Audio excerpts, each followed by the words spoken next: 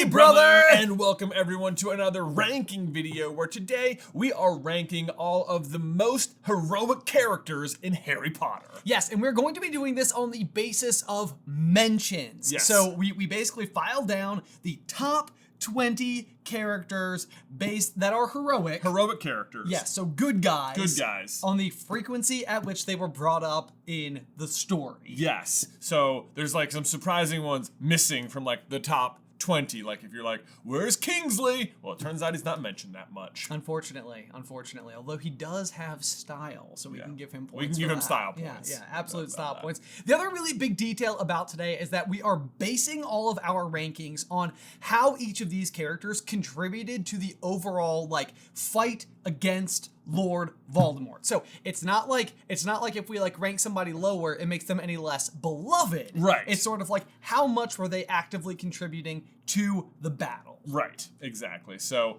there might be some hot takes, and you can let us know how much you disagree or agree with us in the towel section down below. But without any further ado, let's begin.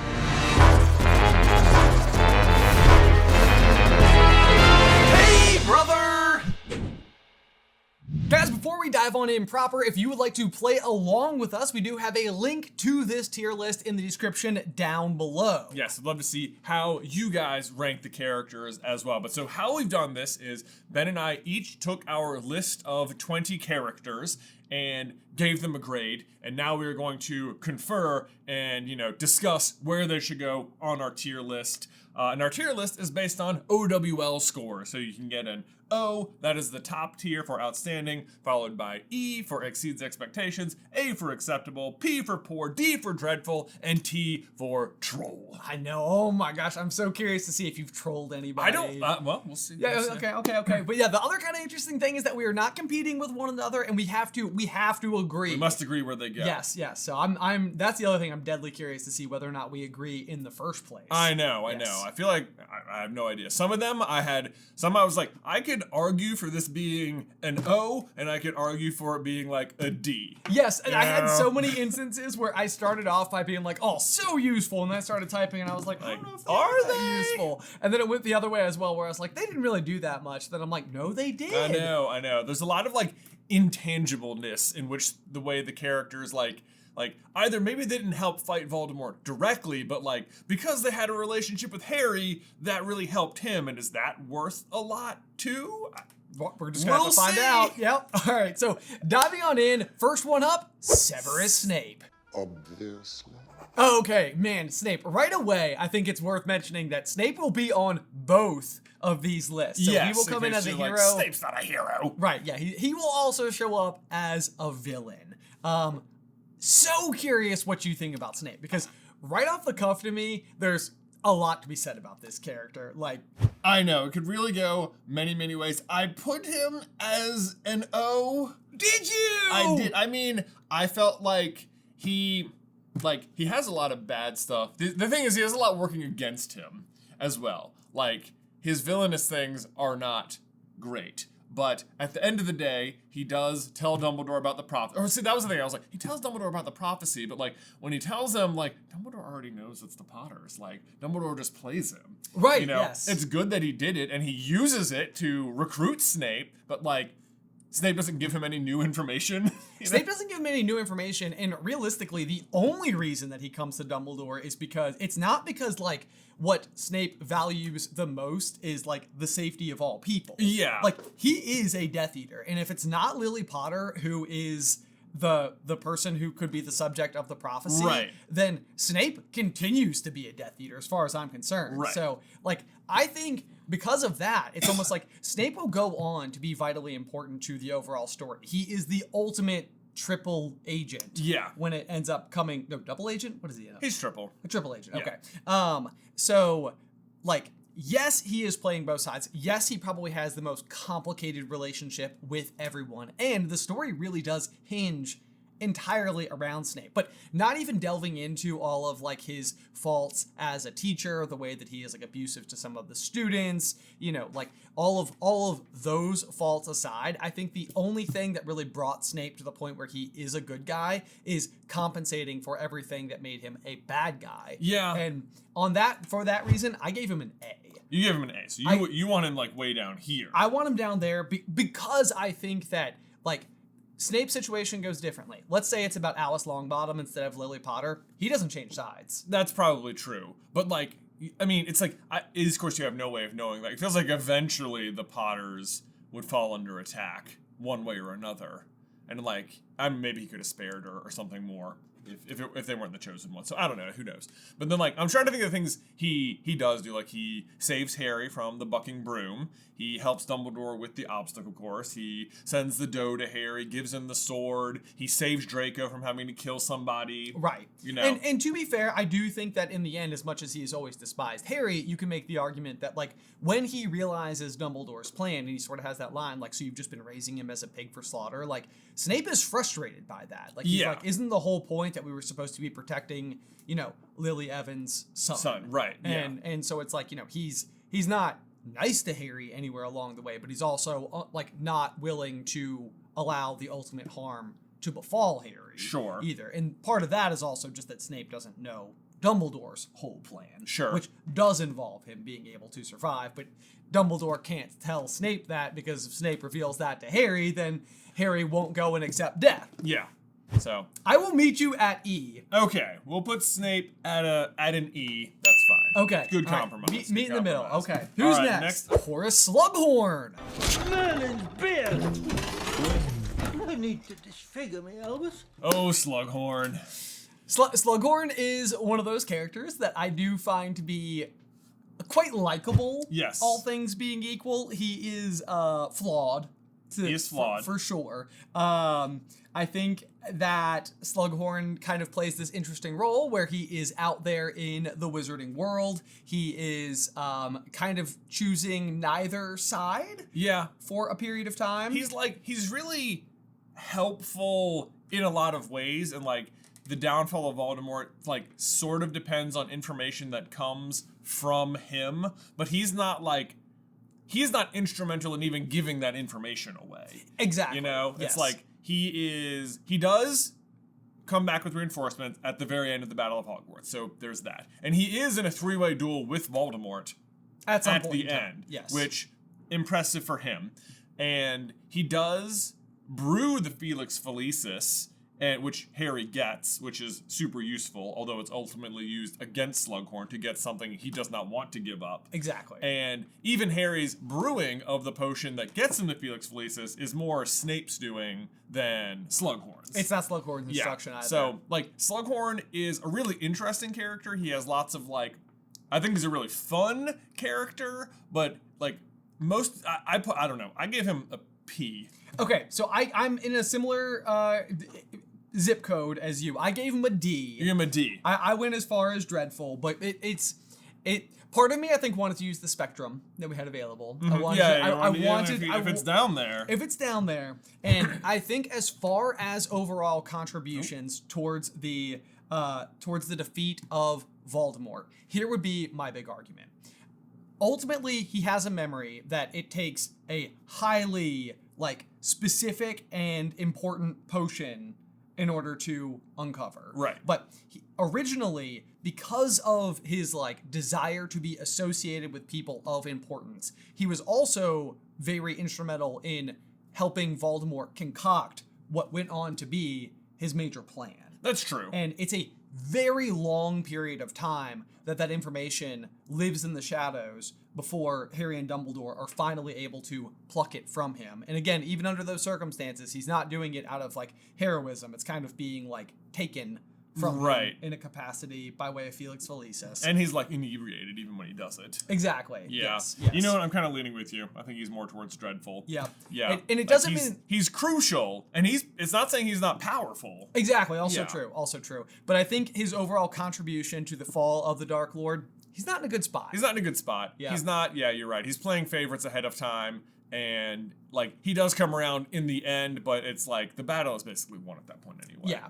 Exactly. All right, exactly. D, Okay. dreadful. Moving on. Up next, Sirius Black. Nice one, James!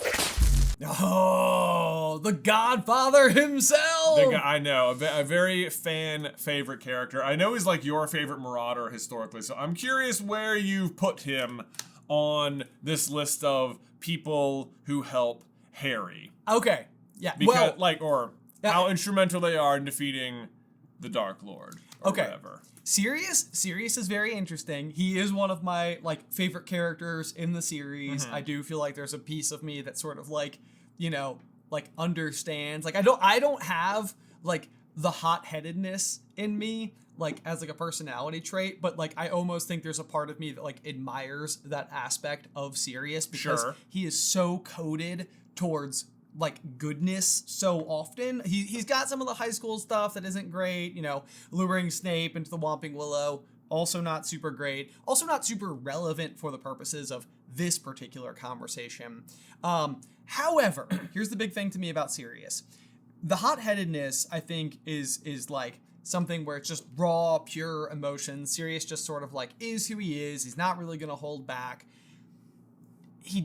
It gets him in so much trouble so often. It does. That I was not able to grade him any higher than an A. Okay. Well, I was on the fence between A and P, honestly. Okay. I feel like what does Sirius do? Right? First of all, he switches Secret Keepers to Peter. Not great.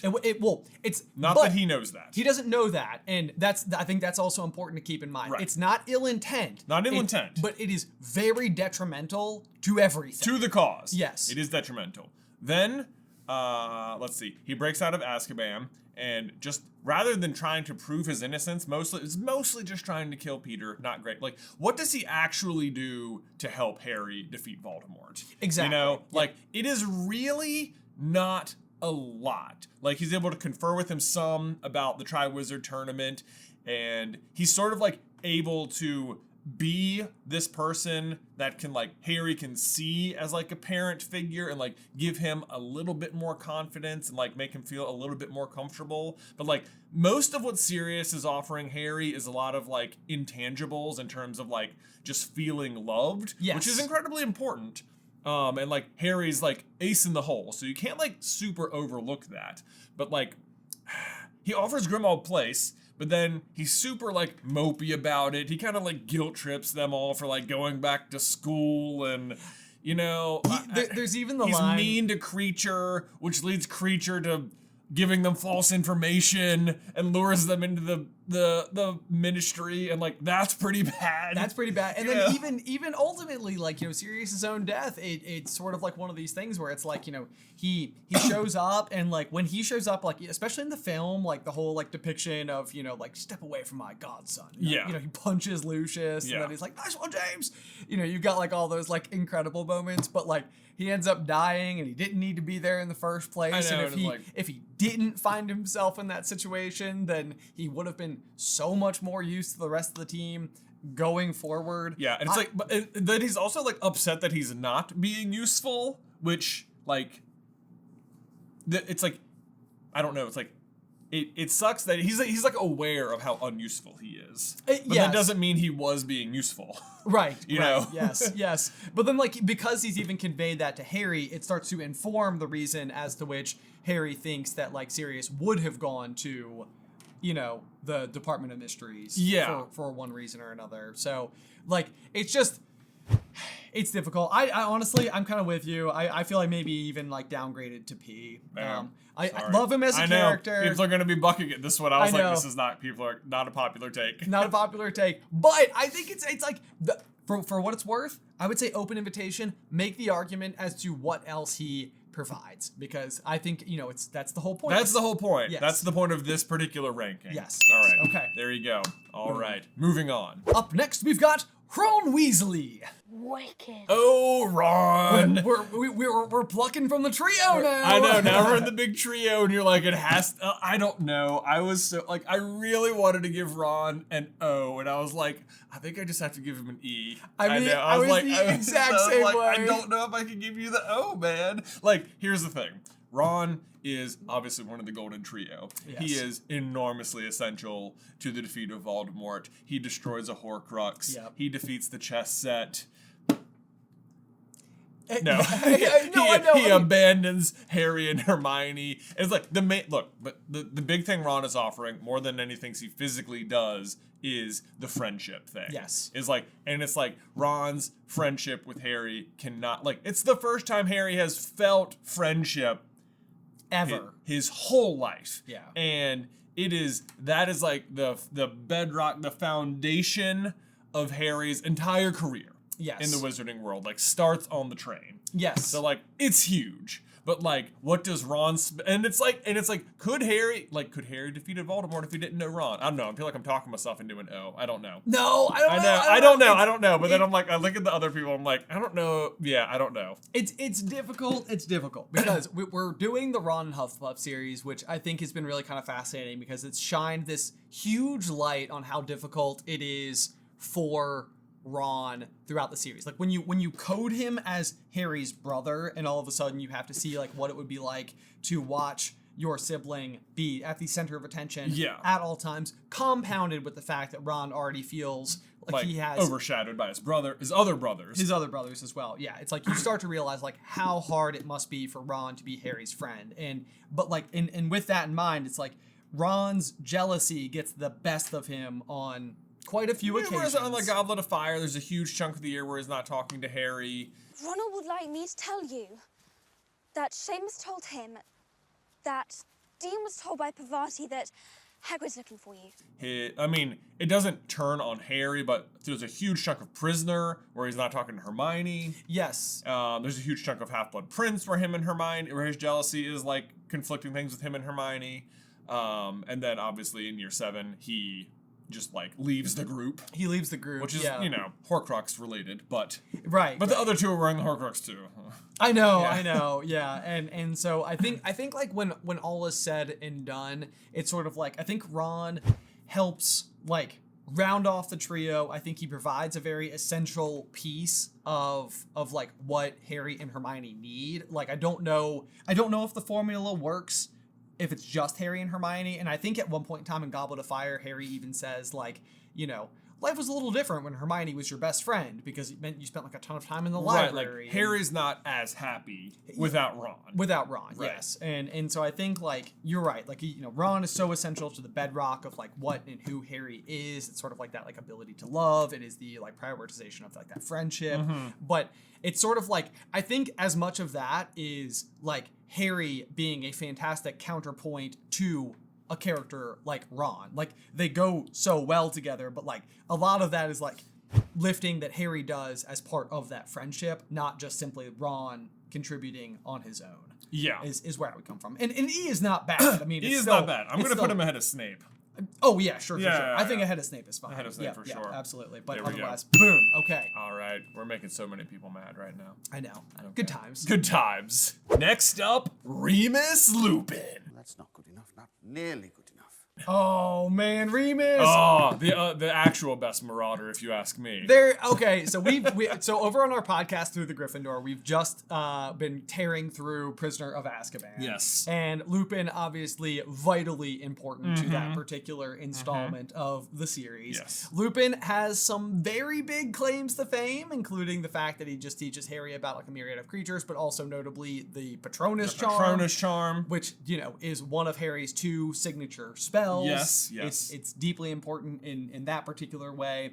The things that I think about Lupin that maybe do rein him in a little bit is we've always said that Lupin and Hermione are sort of mirrors of each other between the two eras. The two eras, yeah. Yeah. So you've got they are both the very wisdom, intelligence. Book knowledge-focused people. They both have a wizarding stigma attached to them, and that Hermione's Muggleborn and he's a werewolf. Yes. Yeah. Yep. Absolutely. And I think for Lupin, you have a situation that is somewhat similar to that of Sirius, where Sirius is very enclosed in number 12 Grimmauld Place all throughout Order of the Phoenix because as a wanted criminal, he can't leave and go out and be doing missions and recruiting people and everything. So he's stuck at home, basically just being a homebody while everybody's off doing things. And then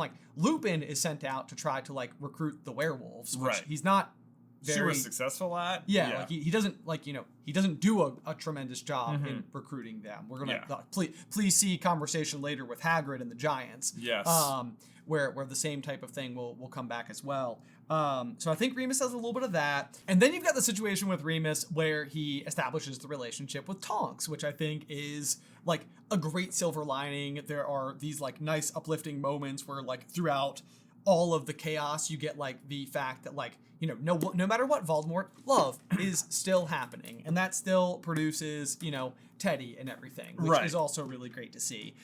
Because that's like against all odds, people are still choosing those things, those aspects in life. Remus then does also have the point where he like steps away from his family. He tries to step away from him because he's like so ashamed of himself, which is probably his worst look in the entire series. It's a low moment for Lupin, because I think like this is sort of like where Harry goes off at him over is like Harry had to suffer the consequences of war taking his parents from him, and here is a young Teddy Lupin who has both parents, and one of them is like willing to like basically like put his name on the line. Like he's like, I know what that life is like, and I can't believe you think that I would be willing to let you do that. Do that. Yes. Yeah, in the name of what?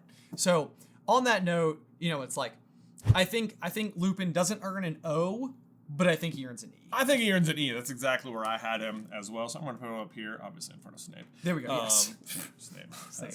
No. He barely made it into the E. Barely made it into the E anyway. So we have Lupin up there. I agree with you. Like he won. Like other than Dumbledore, I think he teaches Harry the most about defense against, like, Dumbledore teaches him lots about like the intangible kind of like non-scientific magic of like the deepest levels of magic about like love and friendship and music and all those kinds of things. Remus is a more practical defense against the dark arts approach, where it's like, here's how to actually fight these specific monsters, teaches him Expecto Patronum, and I wouldn't say has zero like deep magic conversations with Harry too, when he talks about like fear with him and the Dementors and stuff like that. Yeah, absolutely. I mean, he's got that great line where he's like, "This suggests the thing you fear the most is fear." Yeah, this is very wise. This is very wise. So they don't have zero of that, and I think without Lupin in the mix, Harry has a much harder time defeating Voldemort. He also sort of provides like the formula for how Harry will teach the DA.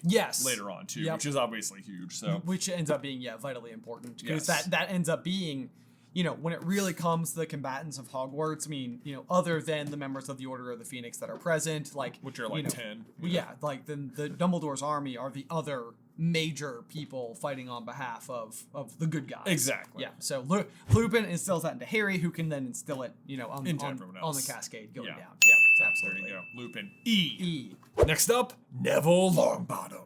Why is it always me? Oh, Neville. I was very on the fence with Neville as well. The chosen one alternative. The other chosen one. Like, Neville's contributions, like, at the end, start becoming, like, really good. Like, he's the whole ringleader at Hogwarts. He has got everyone in, like, a secret encampment. He destroys a Horcrux. He is, like, the one literally standing up to Voldemort when everyone believes Harry is dead. Like, Neville immediately steps into, like, the new last line of defense. Yes.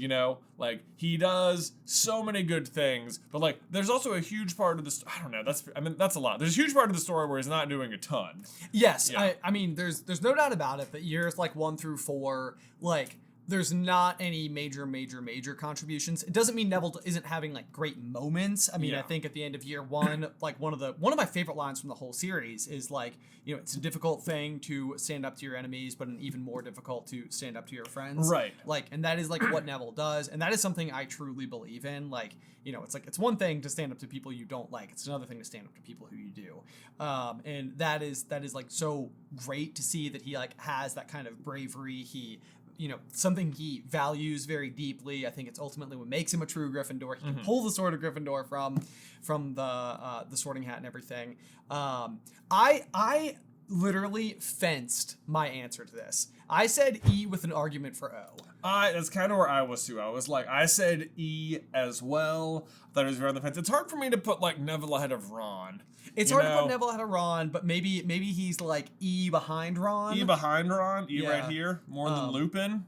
I can give it to him. He does quite a bit of leading at the end. And again, if we go back to that conversation about who is contributing to the downfall of Voldemort, I think the thing that launches Neville's stock up really is a couple of things. I mean, the destruction of Nagini is hugely important. But Yes. before that, I think it's the moment where Voldemort comes back essentially with victory conquering formation. armor. Yeah. I mean, he's just I've done it. Harry's dead. This is it. done. And Neville steps forward and he's like, Not "No, yet. Not yet. You're gonna have to kill all of us. Exactly. Yeah. And I think that is Neville basically he's putting on the general hat. I mean, he's yeah. saying, And it's there's not he's the obvious person to do it. There's still a bunch of teachers there. There's still order members there. Yes. You know? Yeah. And Yeah. and I think that shows that Neville, I think that is where he I mean, basically I would say he contributes almost nothing other than, moral support and stuff. I Yeah. mean, he's in the DA. It's not that he's not having his own awesome arc. Yes, Yeah. precisely. But really, I think it's those last final moments for him where what he's doing against Voldemort is massive. I mean, Yeah. it's the reverberations of what you want to see. What Harry has instilled, Neville caught the full blast of it. He took Right. all of it and allowed it to lift him up as a person. Yes. So, there's Neville. Here we go. Okay. Up next, we have a pairing, Molly and Arthur Weasley. Well now. And who are you? Yeah, we decided to do these guys together as a joint entity because often they're acting in tandem with each other. So we did the Yes. same with Fred and George whenever we get to them later on. And this one, I had such a wide that I was I could go almost anywhere on this one because they are the characters who have maybe the most intangibles attached to them in terms of how they affect all of Harry's life. Yeah, you know? yeah. I mean, when we were writing Dumbledore's big plan, we went so far as to, which basically is the idea that Dumbledore is pulling the strings from the very beginning, and everything that happens is all sort of part of Dumbledore's intention, and it's all part of training Harry and preparing him for the ultimate outcome. One of the big things that we sort of folded into that equation is that Molly and Arthur are basically agents on behalf of Dumbledore on Harry's path towards becoming who he ultimately becomes. Right. Down to why does Molly say, what's the platform, dears? And when Harry's at King's Cross for Right. the first time, and it's kind of she says that because it's a way to basically allow Harry to go and ask the conversation and gain that entry into the wizarding world, and then they provide him a place to live on so many different occasions. Yeah. They show him such enormous amounts of love. I mean, That's the thing. It's that's the sort of stuff they're offering to him. They're giving him this sense of security that he is otherwise is foreign to him. Yes. And they Molly treats him like a son, and Arthur Arthur often treats Harry like a man. Yeah, Way before he's he's made of stronger stuff than you think. Yeah. We need we can't hide this stuff from him. It's important. And so I feel he treats Harry with a level of respect that a lot of the other adults don't. I mean, even Dumbledore in that regard, because I think Dumbledore is desperately attempting to give Harry the opportunity to be a child, but even as a prisoner, Arthur's I need to pull you aside. We need to be having conversations. Right. You need to know these things because this is what you are up against. Right. Beyond that, though, I think the fact that you've got a pureblood family who is entirely full of proud blood traders, Right. I think is another good tick in their It's direction. a testament to their parenting. It's When you consider that most of the Weasleys are essential in some way to fighting Voldemort. Yes. Yeah. Because I think that's the other big thing too, is that they've raised an entire family, just about all of whom, save for Charlie, ends up battling. Yeah, that's true. It's at the end. Yeah. Yeah. So I mean, I want to give them an O. You want to give them an O? That's First O? I think the first O, because I think that they are the best. They are. I mean, they're pretty great. I think you're right. And they not only it's we've talked about that. They also join the Order of the Phoenix. They make it habitable. Yes. Yes. While they're there, which doesn't feel like a huge thing, but obviously if you can't live in the place you're living in, that's a problem. Right. Keeps people fed. All those are things you don't consider as frontline fighting, but not for nothing, Molly also does some frontline fighting and whoops Bellatrix at the end. Yes, so. exactly. Yes. Yes. In one of the most epic duels ever. And I mean, at that point in time, I think it's the tide has been shifting, but it doesn't matter. I mean, that's still like Molly still gets that like major win over the first lieutenant again, in Voldemort's regime. So you think Molly and Arthur higher than Ron? I think so. Okay, I'm here for it. I don't think Okay. anyone will have a problem with us saying that Mr. and Mrs. Weasley were crucial to the defeat of Voldemort. I filled out everything and had to come back to them 3 times because I just kept being like, I don't see any way shy of it. I know. I was just like, could I put them down at like D? Like they don't do tons of fighting. Arthur gets attacked. Like they're just sort of cooking food and like they let Harry stay there. But like all those things could also like you could say like those things are like less essential, but you could also say they're like the most essential. The most essential. You know? There's even a great moment where I think Tonks comes back. And she is exhausted from like basically running point at the Department of Mysteries. Right. And I think Arthur's like, I'll take your next shift. Right. It's like I'm feeling rested enough. Mm-hmm. And it's like, are you Arthur?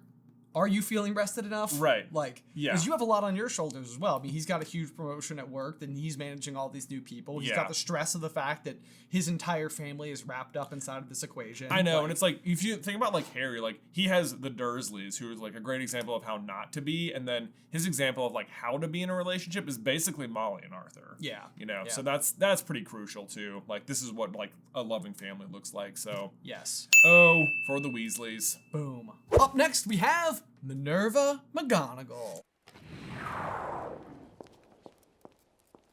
That was bloody brilliant. Oh, thank you for that assessment, Mr. Weasley. Oh my gosh. Okay, can Pour I... one out for Maggie Smith. Okay, I have an honorary new letter I'm adding to the equation. Yeah. G. G For goddess. for goddess. Where does G go? Above. Above. Everywhere. Above. We just put all the way up here. Yeah, how do we do that? Oh my gosh. I do love McGonagall. I'm also notably Maggie Smith as McGonagall. I feel like Yes. we can't not bring that up inside of this conversation.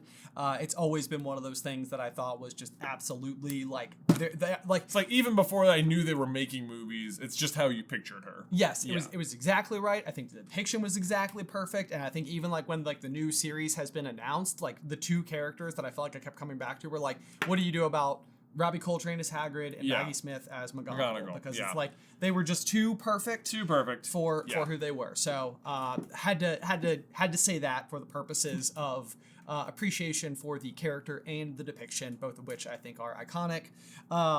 The conversation about McGonagall inside of the story is interesting. I think she is certainly Dumbledore's right hand at the castle. She's the deputy headmistress. Yep, she goes on to be headmaster at the school.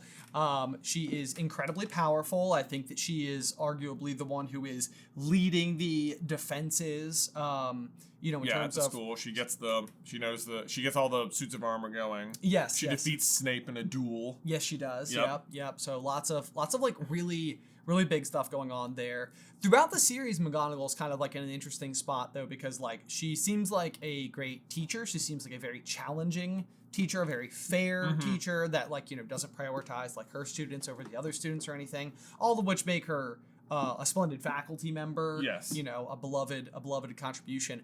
But it's interesting to me that like as much as like maybe like some of the, like Lupin or even, like Barty Crouch in disguise as Moody are like contributing to like Harry and his like prowess as he like, develops like all of his skills. Yeah. It doesn't ever necessarily feel like McGonagall is at any point in time being like, Harry, why don't we take some It's not like Harry's great at transfiguration. It's not like he's great at Yeah. transfiguration, and so there's that. I do think McGonagall, underneath it all, loves Harry. I think so.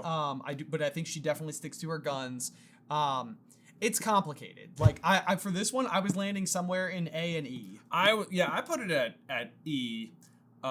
Just for because she doesn't, the ways in which she fights Voldemort are less about like helping Harry specifically and more like she's just like, defending the castle and The safety of the students. safety of the students and stuff Yeah. like that. So that seemed all very like high up on She's the list. she's sort of like the defensive counterpart to like Dumbledore's more offensive at some point in time. Yeah. Like she's managing the school in his leave. Yeah, I mean, she gives Harry, like, to an extent, like, Quidditch, which is, like, a big thing for him for a long time. True. Which is, like, you know, the appreciation of, like, sport and fun and all that. Yeah. She recognizes that right away, so, like, it's hard to say, like, would Harry, you know, be able to defeat Voldemort without playing Quidditch, you know? That's hard to say. It's hard Kind to of say. thing. I mean, I think you can make the one argument, which would be that like, and it's hard to know whether or not this is a McGonagall thing or if it's a Harry thing again, because like Harry's first ever thought that he considers, you know, for the purposes of casting his first Patronus Yeah. was the first time he ever rode a broom, Right. You know, which is something that True. I think, you know, feels very neatly linked to McGonagall and sort of like her recruitment of him for Quidditch and everything. But it's also not a memory that like Lupin finds to be quite powerful enough Right. to fully manifest the actual thing. That's true. That's true. So it's a little bit of everywhere. I think I would be maybe willing to place McGonagall at exceeds expectations, possibly behind Lupin. Behind Lupin, ahead of Snape. Ahead of Snape. Ahead of yeah. Snape. There we go. Boom. All right. McGonagall down. Y'all, we need to take a brief pause right there to give a huge thank you to today's sponsor, BetterHelp. Now, it's that time of year where you may be contemplating your next costume for Halloween fun. My own daughter loves all things spooky, so per her request, I'll likely be a spooky ghost this year. But for some of us, wearing a mask can be something that happens far more often. Whether it's at work, in social settings, or around our family, these masks are often worn as a way to play the part based on who we think others want us to be. And this experience can be exhausting at times, which may lead to burnout and can often leave you feeling like you're not totally sure about your true sense of self. And speaking wholeheartedly from experience, therapy can help with this. Having guidance on how to take off that mask and reach your truest potential can be one of the most empowering benefits of working with a counselor or therapist. And this has been the main subject of my own sessions all summer, and I'm finding the results in every aspect of my life, professionally and personally. So take off the mask with BetterHelp. Visit betterhelp.com/super today to get 10% off your first month. That's BetterHelp, HELP.com/super. Up next, we have Luna Lovegood. I can see them too. You're just as sane as I am. Oh, Luna. This is a tricky one. Luna is I very know. tricky. She's like such a beloved character, and it's like, does she do a ton of things to like specifically fight Voldemort? Like, I don't know. But she obviously, like, she represents like the power of showing like friendship and compassion to the outcasts. She definitely does do that, yes, which I think is like we frequently go back to the line from King's Cross Station when Dumbledore is talking to Harry. And Yeah. he sort of has that like, you know, of house elves and children's tales, like, you know, it's these things that like Voldemort doesn't take any time to understand. Right. He doesn't value. And I think that Luna is somebody who does value those things, and you know, it's Xenophilius, like, you know, her father, who sort of like chimes in with the tale of the three brothers, which ends up being like a vital component to, you know, Harry's discovery of everything. But I think that like a lot of that type of stuff is like very instilled into who Luna is, and it's why we love her. She does end up being a hugely contributing member of Dumbledore's army, where I think that, you know, like, I think it could go both ways with that one, where I think it was just as good for Luna as Luna was for the DA. Yeah. Because it gave her a sense of inclusion herself. Right. That I think she had otherwise not been able to necessarily find. She shows immense bravery in going to the Department of Mysteries with the rest of the crew. Yes, she does. You know, to take on the battle. She doesn't necessarily at the Department of Mysteries have like any huge moments or anything. Right. Yeah. Like, she does help fight and stuff, but it's like, how does it make a huge difference to like the downfall of Voldemort? Don't know. Does she tip off Harry about the diadem? Well, in the book, or to suggest that he go talk to. I don't think it's necessarily like her, because I mean, they see the diadem at the Lovegood's house, because Xenophilius is like making his own bust of Rowena. But I think in the books, it's like, even like Cho chimes in and is like, I can take you, Harry. And Ginny's like, Luna will take you. will take you. So even that situation, it's kind of like, that's like Ginny being like, no, whoa. Like, you are not to be involved. Yeah. With Harry. In that particular moment, which I just think is like a cute little like Ginny's just sort of being like, nope. Yeah, nope. You know, it's adorable. I love the way that plays out. And so Luna then ends up being there for, you know, like that next step of pulling the string. But I don't know that Luna ultimately is like vital to that discovery. I think she just happens to be the one who is with him for it. She does have the Quibbler connection, I guess, like arranges that against Umbridge. She does have that. That's more like Hermione arranges it. That's true too. And she's just sort of like a key component of it. Yes, but that's almost like by convenience. I land Luna at an A. I put Luna at an A as well, which makes her more helpful than Sirius. Well, that's something. But that's maybe something. not, yeah. But and again, yeah, that's one of those where I was like, oh, people are gonna be shaking their screens. They're gonna be so upset. I know. But she's also like the counterpoint to Hermione in terms of like Hermione's very like logical and Luna's just like a lot more open to other ideas. Yes. Which is good for Harry as well. Like when he like when Hermione hears about the Hallows, she's like, rubbish, done. And Harry's like able to be like, oh, wait a minute. And I feel like if he doesn't know Luna, maybe he's less inclined to like follow those paths. Exactly, yeah. And I think that sort of like goes back to like the delineation between, like I think Luna would be much faster to accept like facets of ancient magic that don't follow like specifically drawn out rules the same way that like, you know, like that's like Hermione's sweet spot. Yeah. Like, and I do think that like Harry is kind of like, because he has exposure to all these different kinds of people, he's like sort of able to like bring in those perspectives that I do think ultimately help him be the type of person who can accept something like the Hallows. Yeah, I think so. Okay, next up, Lily Potter. You've been so brave, sweetheart. Oh, Lily.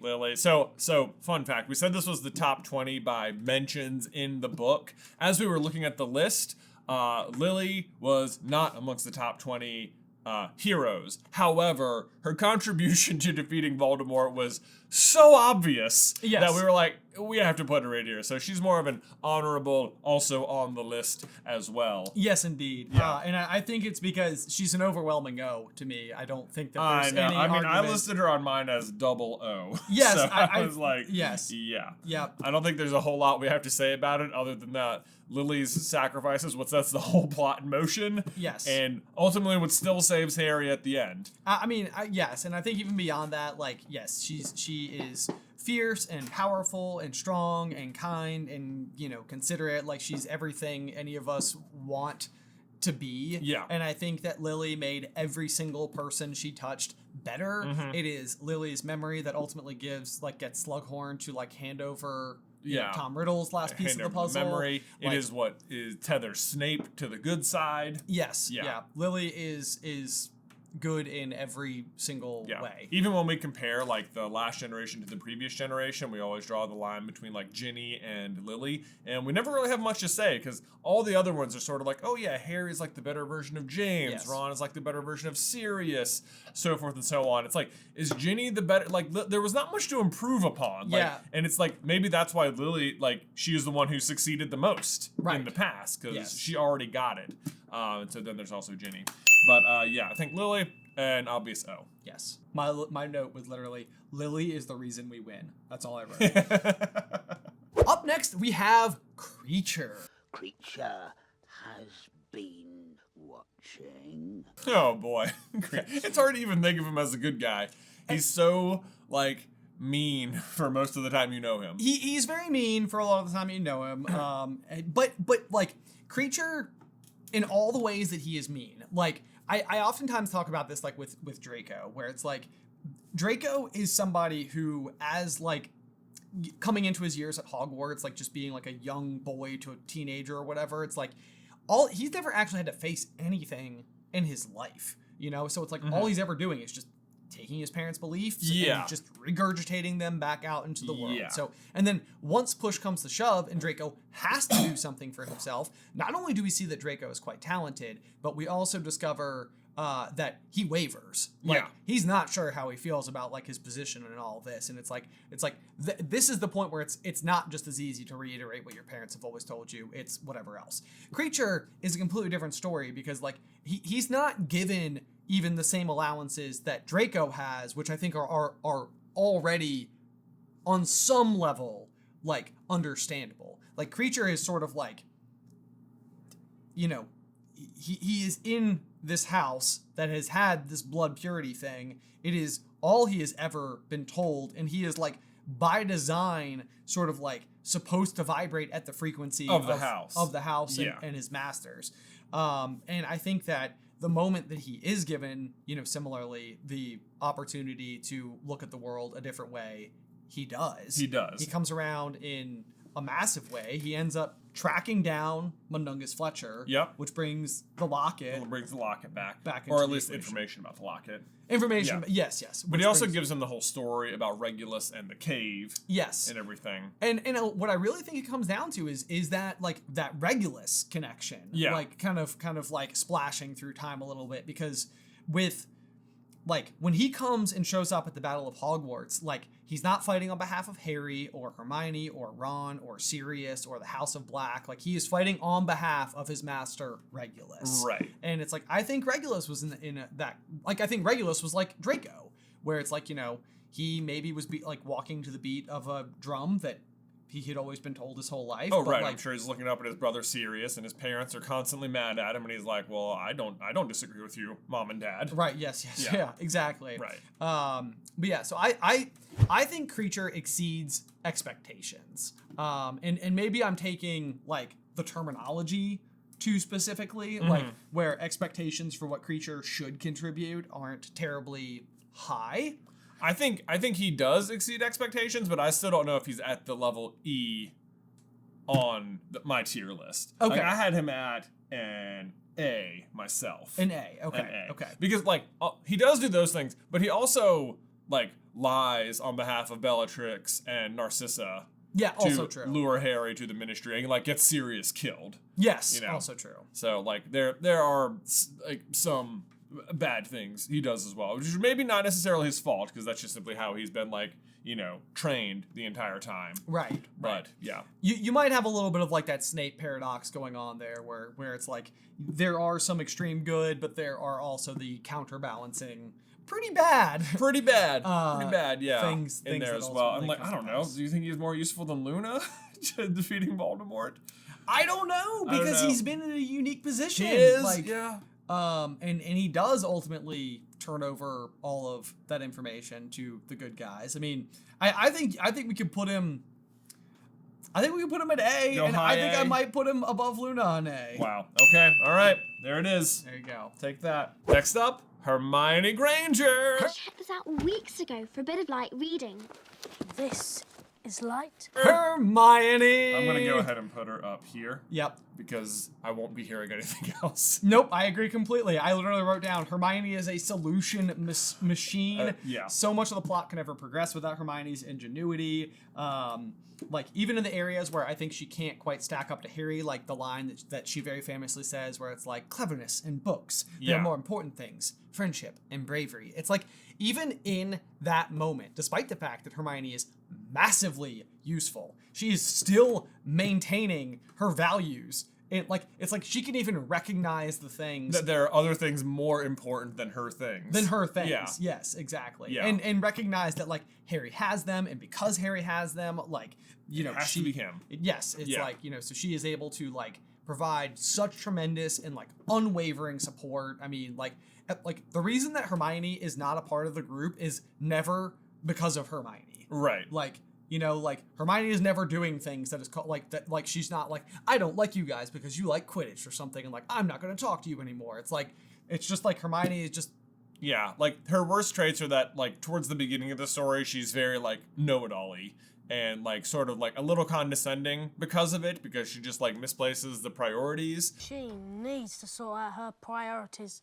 But what she's prioritizing like at any other time period in Hogwarts when like the Dark Lord isn't looming, she's probably just correct. Yes, you know. Yeah. I mean, even like with SPEW, which is kind of like one of those things. Oh where it's man, like, SPEW's huge. Everyone Yes. laughs at her the whole time, but like they should not. She's right. Yeah, Like, she's right. Yes, absolutely. Like, Yeah. she is definitely doing the right thing in terms of, standing up for the house elves and what they represent. Again, that goes back to what Dumbledore rather says in King's Cross Station, where he's like, that the house elves in children's tales, like, Yeah.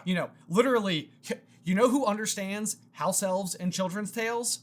Hermione. Well, she doesn't really like the tale of the three brothers. I guess that's true. That's true. I guess that's She's true. like garbage Well, she is given the book, it, yeah, the Tales of the Beetle the Bard, to decipher and whatnot. and but like, figure yeah, the plot. She does like all the protective spells they put around their tent a million times. That's all Hermione. Yeah, The way they're able to carry things with them. That's all Hermione. All the stuff they need to do magically. That's what she's good at. Yes. As long as it's not the kind of magic that involves like the happiness and stuff. But even Hermione can do a Patronus and stuff like that at She the can. end. Yes. Yeah, I don't think anyone's going to argue with us that Hermione is O tier. Yes. Yeah. Yes, indeed. Yep. Way All to right. go, Hermione. Good job. Hedwig.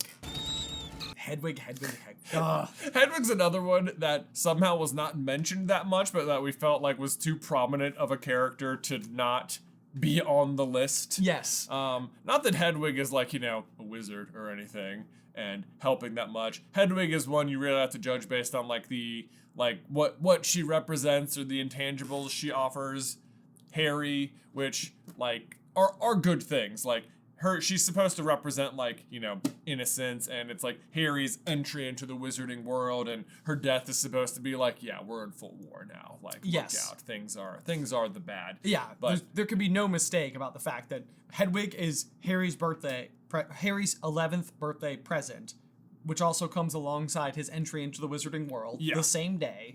And then the fact that I think it's 4 days before Harry's 17th birthday when wizards are, come into age as like adults. yeah. She dies. Yeah. It's like literally like his life as a child in the wizarding world are joined by Hedwig. By Hedwig, yeah, or like, bookended by Hedwig. Yes, Yeah. yes, exactly. So, like, Hedwig marks his childhood, and we've said it a few times, like, those are the kind of things that, like, Voldemort does not understand. There's points where, like, Hedwig is, like, really looking out for Harry, like, making sure that, like, he gets birthday presents and stuff. Yes. Which is all really good, and just sort of that, like, sense of, like, safety and friendship, and, like, keeping him connected to the wizarding world even when he's stranded at the Dursleys. She also has the unfailing ability to get in touch with people no matter where they are in Yes. the world. She is like a very unique owl in that she can like, get anywhere. And in a world where communication is not instantaneous like we have it out here, it's like you can't undervalue Harry's ability to communicate. So you really can't say anything negative. There's nothing negative to be said about Hedwig, for Yes. sure. It's just a matter of how helpful in terms of our particular tier list. Yes, do yes. we think? And in terms of the overall battle against Voldemort, I said A. I said A too. Yeah. Yeah, sorry, Sirius. But I don't know if it's, ahead of Luna, behind Luna? I think behind Luna. Yeah. Luna's definitely, we'll put her there. All right, good job. People are going to be screaming People about are the like, Sirius "Sirius!" one. What are you doing? Hashtag justice for Sirius, Sirius. trending in the comments down below. We hear you. We hear you. Hopefully it But makes think sense. about it. Yeah. Think about There it. we go. Up next we have Harry James Potter. But I am the chosen one. Well, Yeah. next. Yeah. Next. Harry's an O. There's no two ways about it. He's the chosen O. He's the cut the clip. I am the chosen one. But I am the chosen one.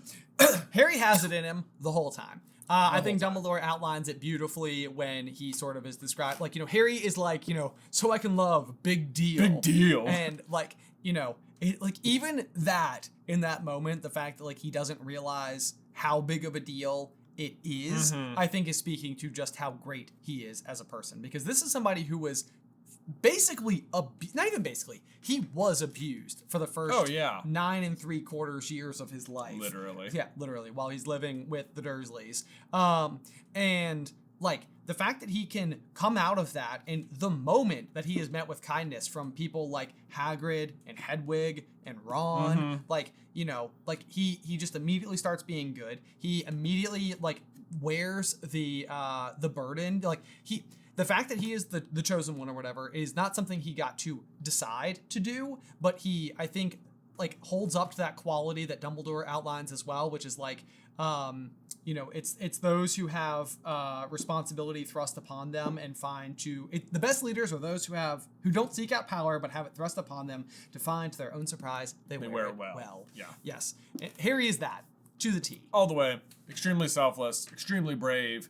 It's like I put him like Lily casts the sacrifice to protect him, and that is what like saves him in the end. But he still has to go do the things. Yes, you know. Yeah. Like he has the armor, but just wearing the armor doesn't make you brave enough to go do the challenges. Right. Yeah. Right. Yep. This is somebody who was told that they had to die in order to save everybody, and he walked in does and do it anyway. Yeah. So I don't think. Yeah. I don't think we have to argue that Harry's a no.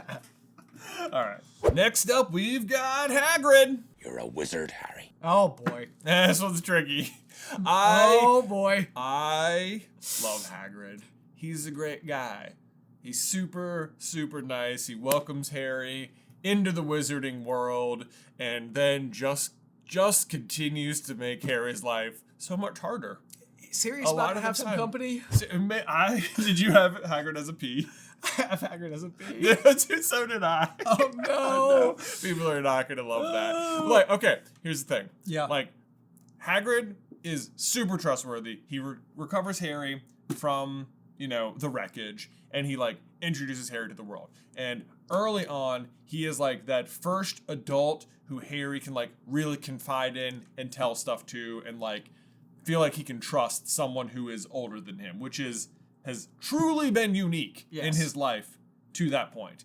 And for that reason, he is invaluable. And there are times where Hagrid will have to like come down hard on like the boys, like when Harry and Ron are like, you know, not talking to Hermione because of Scabbers and the Firebolt, and he's like, thought there maybe your friends would be more important to you than a bag of magic tricks or whatever. Right. And it's just like, that's a really good point. Friendship, not to be overlooked, and Hagrid understands that. Yes. However, in the meantime, Hagrid just causes a lot of trouble, too. Yeah. Like, he's gambling a lot, he's drinking a lot, he gets the dragon egg, which then gets Harry detention with Hagrid, where they go into the forest and Harry almost dies. He sends them to their near death with Aragog. Thank goodness the car was there. Thank goodness. You know? Yeah. What does he do in Prisoner? Just nothing, except give them extra... assignments, law homework. Right, yeah. Poor Hermione's taking 12 classes and majoring in law. And majoring in care of magical creatures law. Then in book 4, I don't know, he doesn't do not too much in book 4, but he gets like slammed by Rita Skeeter and is like another thing the trio has to go deal with. And then, I mean, he brings Grot back in book 5. I guess, but like his assignment, you know, he sort of fails that assignment. Yeah, he's supposed to go and, you know, get the. This is like the Lupin argument that I was talking about earlier, where it's like Lupin's supposed to go and recruit the werewolves and isn't very successful, and Hagrid's supposed to go and recruit the giants and isn't very successful. And then he brings back Grop, and Grop is kind of this like major liability, and then because he thinks he's going to be like taken from the castle, he sort of places that liability on Harry and Hermione. Yes, gives them another chore to do. Yes, like a really dangerous chore, which they put to their advantage. Right, yes, which does end up working out. And Grop does fight in the Battle of Hogwarts, as does Hagrid. And you know, Hagrid, like forever, you know, we've always said that like we got to see this amazing Philosopher's Stone artifact, not from the wizarding world, but from the real world, the Ripley Scroll. Yeah. And the Ripley Scroll has this big long list of ingredients, and at the bottom of that thing, there are these 3 orbs that come together to make the Philosopher's Stone itself. There's a white orb, a red orb, and a black orb. We have always said that, you know, white is Albus Dumbledore. Albus means white. Yeah. Yes, Sirius Black would be the black stone, and then Rubeus means red. Yeah. And that is like the red stone. These are like the 3 father figures that all like play a role in Harry's life. So if importance to Harry, he would be an O. Importance to the battle against Voldemort, he's a P. I put him in a P. I know. I felt bad about it. I did too. If I that did too. matters. Yes. I know. I felt bad about it. Yep. But so there you go. if you have your counter arguments, let us know. Let us know. Tell us how terrible we are. Yes. Sorry. Up next, we have Ginny Weasley. Good luck. Ginevra. Goodness me. I mean, Ginny's main importance for one in Chamber, she almost brings Voldemort back. So Yeah. not necessarily her fault as a 11-year-old girl. Yes, I mean, she is as young in the wizarding world as you are capable of being, and she had nothing to do with the fact that the diary was in her possession, and it was Tom Riddle, who's extremely charismatic and was able to sort of like draw her in a way that was not going to be obvious, you know, like Right. There's, So there's that. There's that. Ginny, though, very powerful. Like she has the reducto curse at her disposal and whatnot. Everyone seems very impressed with her. She's super good at Quidditch, and I would say Ginny's main super duper contributing factor is that she is like Harry's anchor to love as of book 6. Yes, you know? Yeah, there can be no doubt about it, and I think that Ginny makes it very clear when like Harry does go have that conversation with her. He's like, I need to go, and like this again goes back to like the conversation about Lupin, where Lupin comes and he's like, I want to help you guys, and Harry's like, dude, it's great you have a family, but don't leave that family to do this. Yeah. And I think that like Harry knows before going and doing that, like I can't have this thing that I'm like worried about happening in the back of my mind. Right. Like you need to be set free. You need to be able to like know that you go and live your life. But I also love the fact that Ginny does a really good job of, despite the fact that Harry has basically like laid that out there, Ginny is like, I am here for you always. Mm-hmm. She gives him like, you know, the kiss the day, you know, for his birthday, which I feel like is another like one of those like signals that it's sort of like, even though like you're not going to wear the responsibility of like me, like while you're out there, like it's almost like a very good way for her to basically like show where her cards are at when the time comes. And of course Ginny does ultimately end up, you know, doing some battle in the Battle of Hogwarts. Yeah, I mean she's in like a 3-way duel with Bellatrix at the end. Yeah, I'm caught between A and E. I had her at an A myself. I would put her above Creature for sure. Okay.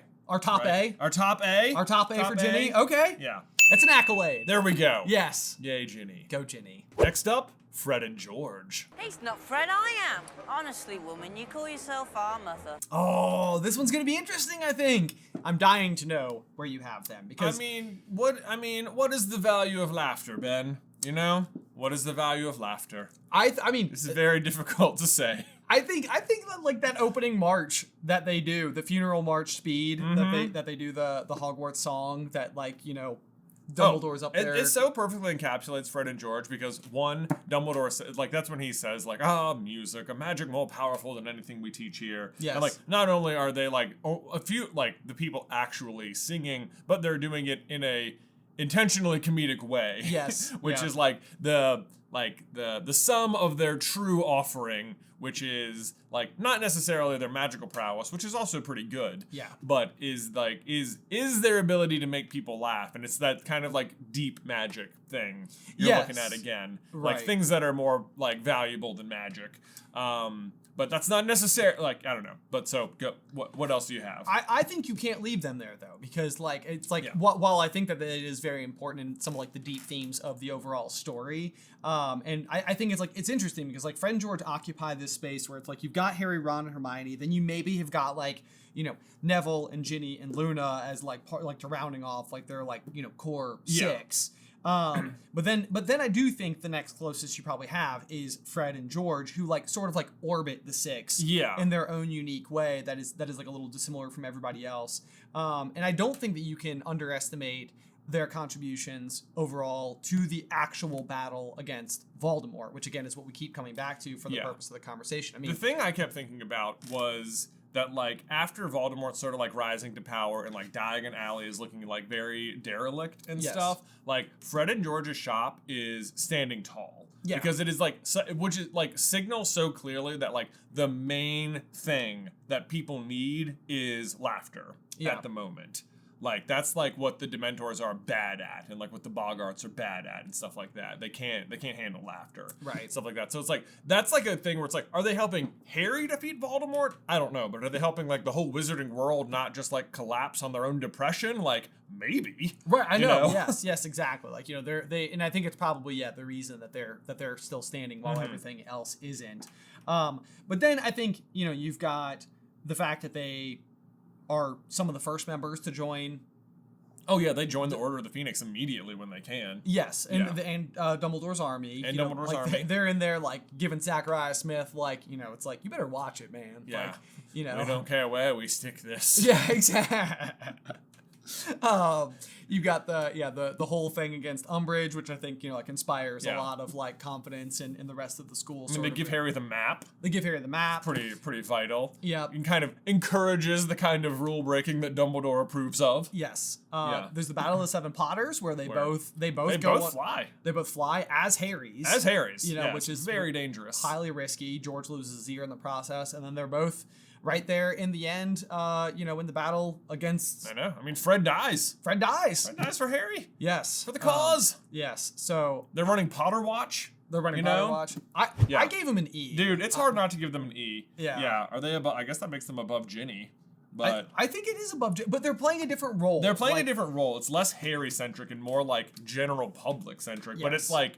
It's not like, it's very obvious too. Yes. Like it's clearly keeping morale high. So I don't know. Where do we put them? Ahead of Snape? I put them ahead of McGonagall. Ahead of McGonagall? There we go. Yeah. I don't even feel bad about it. Boom. Boom. Yeah, I love Fred and George. The most recent, like the Through the Gryffindor reread, it's like you can't help but smile every time they're on the page. Yeah. Like they're always there to like, to do something good. Right. They're just like innately good. Yes. Yeah. Yeah. So. Yeah. So. Yeah. They lead the charge against Umbridge. They're the only ones Peeves will listen to. Right. Yeah. Like, I mean, that's pretty powerful too. So, there you go. Next up, Albus Dumbledore. Alas. Earwax. Oh, goodness gracious. Oh, Albus Dumbledore. you seem like it's you have a hot take on Dumbledore? Maybe. Oh no. I mean, it's not a hot take. It's a splitting hairs take. Okay. Okay. So, like, Dumbledore does more towards the fall of Voldemort. Than arguably anyone else. I mean, other than Harry. Other than Harry. And maybe like Lily, depending on how you want to weigh it. Right. Yeah. Yes. Like, no, that's why I say, like, without Lily, you know, we don't win. It's like Lily is so, like, at the beginning of it. Like, you know, she laid out the path to victory that everybody else could follow.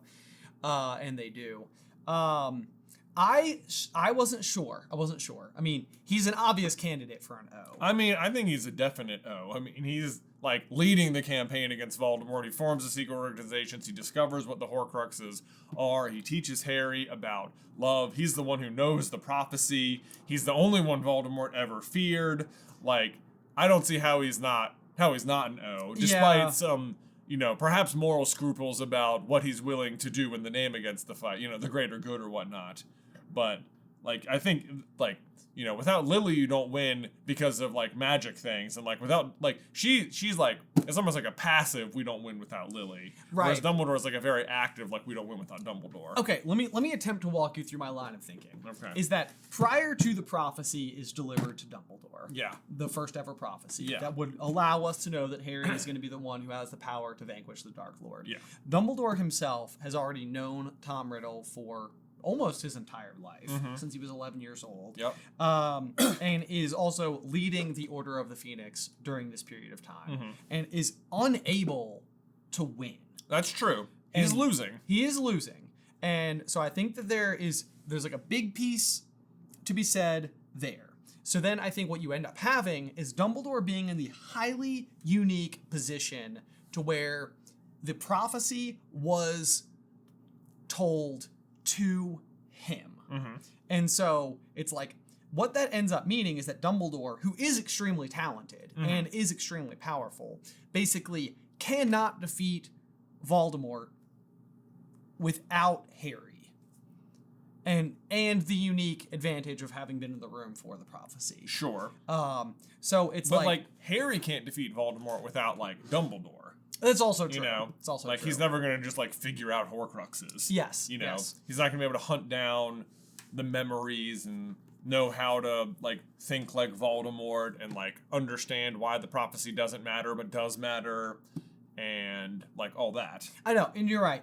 I think probably what I'm doing here was I was probably getting like too caught up on exceeds expectations. Yeah, I think that's fair. Yeah. Because basically, I think I was getting caught in the phrasing where I was like, the expectations based on where he is. I know. I was still trying to think of this like a regular tier maker, not like the wording exceeds expectations. And that's fair. And that's probably what was doing it. Because I was like, Dumbledore couldn't defeat Voldemort on his own. And then with the information is only able to do it thanks to Harry and that information. Yeah. I see what you mean. But if this just said like S, A, B, C, D. Right. Then he would obviously be an S tier. Yeah. Yeah, you're right. You're right. Okay. All right. Over Dumbledore. Behind only Harry and Lily. There we go. Next up, we have Dobby. Of course, I'm an elf. Dobby. I'm so curious what you have for Dobby. Dobby comes into the story and just sort of wreaks havoc on Harry's life to begin with.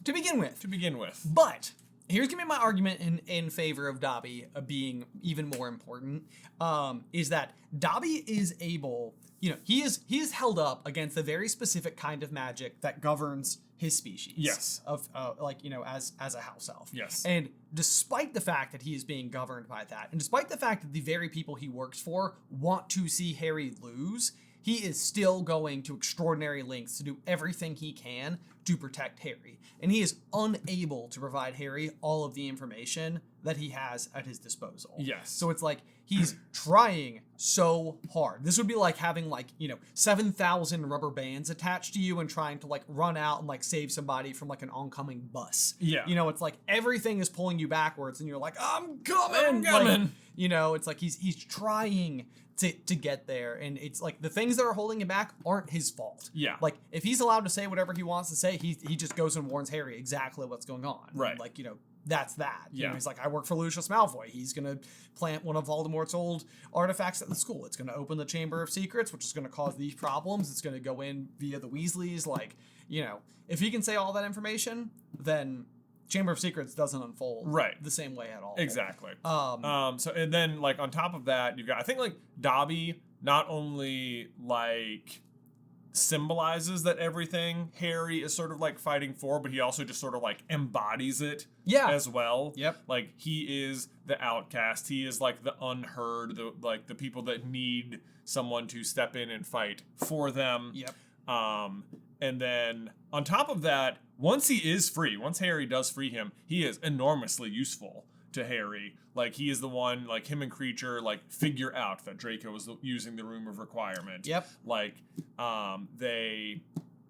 Dobby saves them from Malfoy Manor. Yep.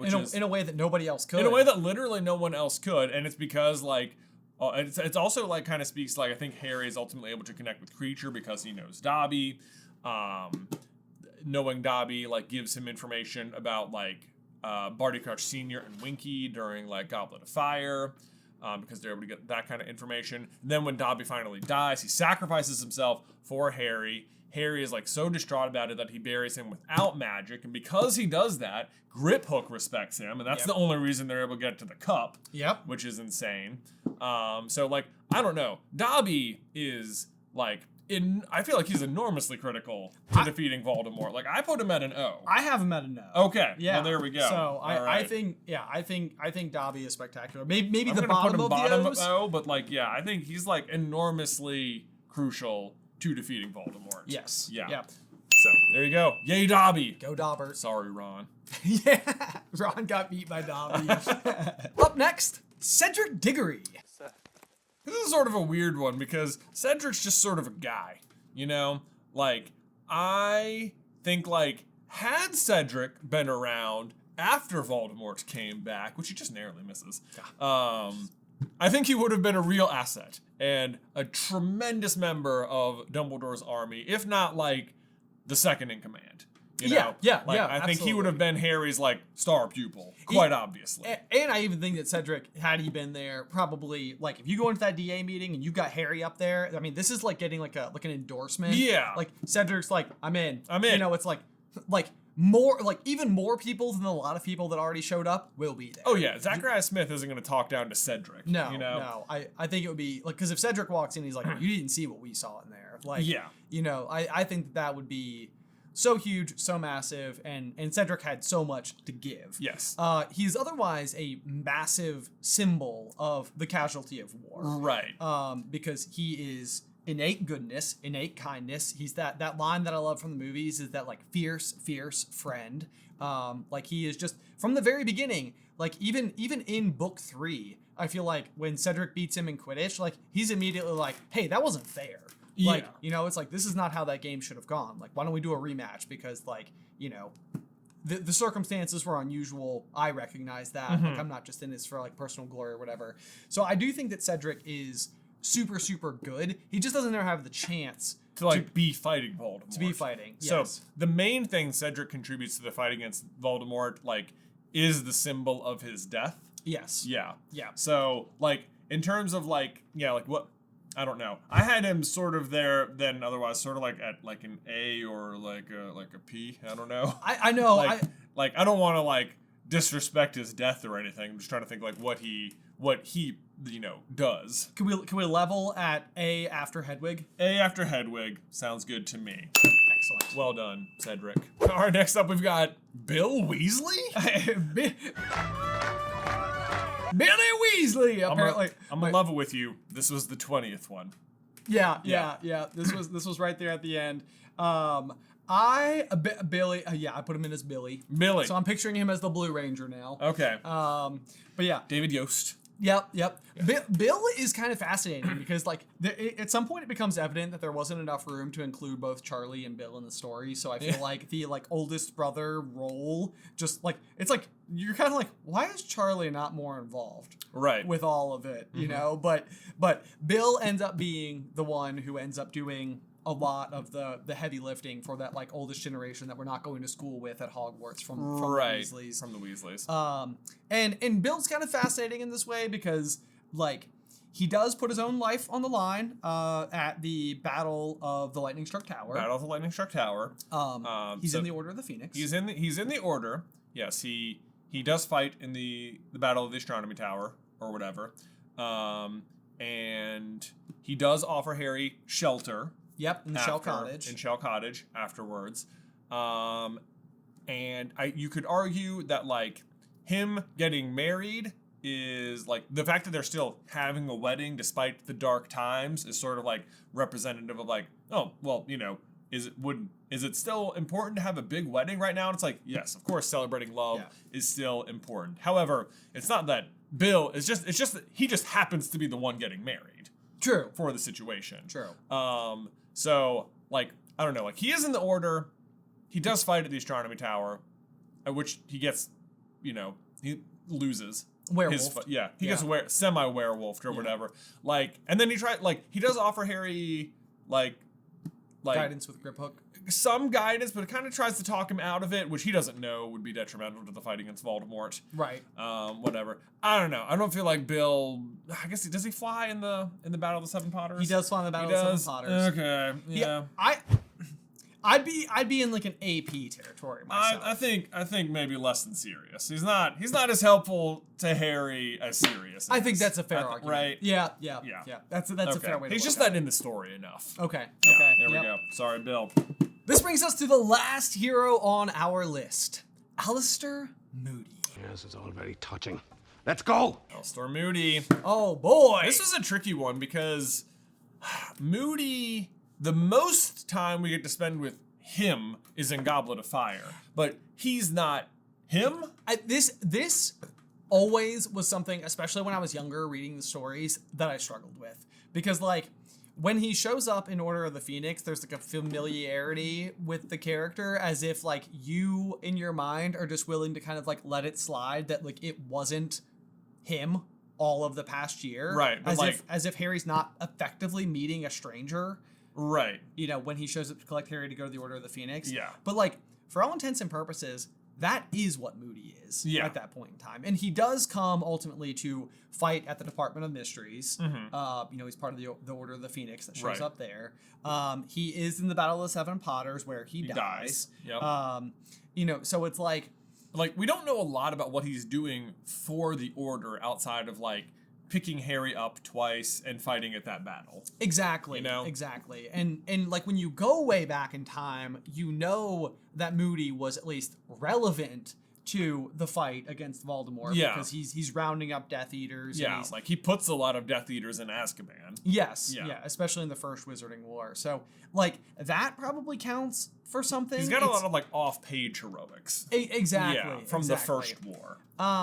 But so I struggled with this as well. Like, I kind of felt a little bit like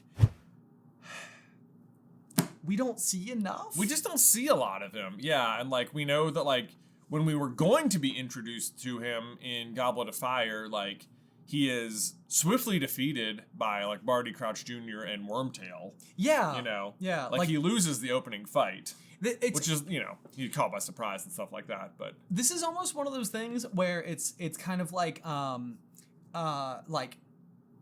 if you're watching like a sports game and they're honoring like a very important former player, you know, at halftime or whatever. Yeah. Like it almost feels like they're like, this is somebody who's done notable contributions to the Wizarding world. Let's come out and give him a medal or recognition or whatever the case may be. But it's almost like his prime days are like behind him. Because there's a piece of me that like, if everything Barty Crouch Jr. as Moody taught Harry during Goblet, I'd be inclined to put him higher. Yeah. But I don't think during our time with Moody, we see him do enough to justify a very high ranking. And it seems like, yeah, he loses the battle with Barty Crouch Jr. and Peter, and then he dies in the Battle of the Seven Potters, where, to be fair, he was like the prime target because he's like... considered the most dangerous. Exactly. Yeah. So, you know, he does have sort of like a bigger bullseye on him. Right. I had him in A. I had a P. You had a P? I had a P. Okay. So, Interesting. So maybe, I could see an argument for an A, and in that case, like maybe like above Hedwig. Above, yeah, between Hedwig and Cedric. Yeah, we're kind of in that zone. Yeah, I felt stuck on this one. This is I need contributions. I feel like for this one because I couldn't find anything that really made it feel like it stood out. I know, like he did a lot of stuff in the past, but like on this go with Voldemort, like Harry versus Voldemort, like he kind of helps him fly. Like I don't know, yeah. There's just not a lot there. Yeah. To go by. Yeah. Yeah.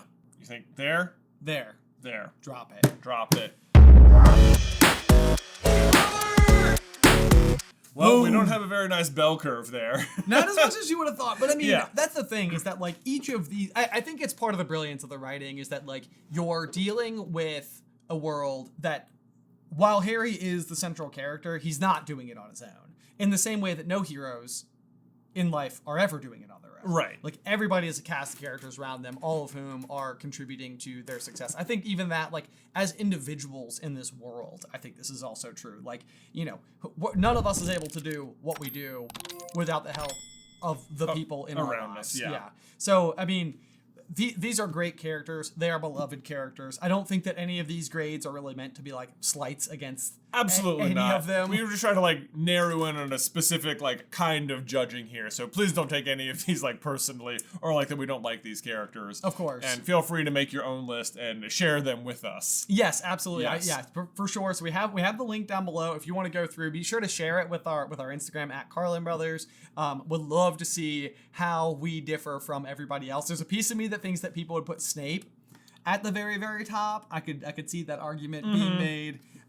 You know, a bunch of different ways. I could see a world where Sirius is a lot higher, where Hagrid's a lot higher, where Moody's a lot higher.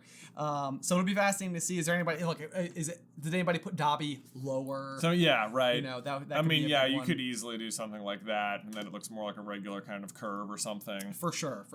But I'm happy with it actually. I feel like we were on like the same page. A lot of it, this. yeah. Like the ones that were kind of iffy were kind of. I could see Creature being like lower for some people. Sure. Maybe not. Yeah. Yeah. But Yeah. Here or there. Ginny could probably be. I don't know. People would probably say Ginny might be a little higher. I don't know. We'll see. We'll see. Yep. Anyway, so leave all of your thoughts and comments in the towel section down below. But otherwise, guys, as always, thank you so much for watching. And until next time, bye.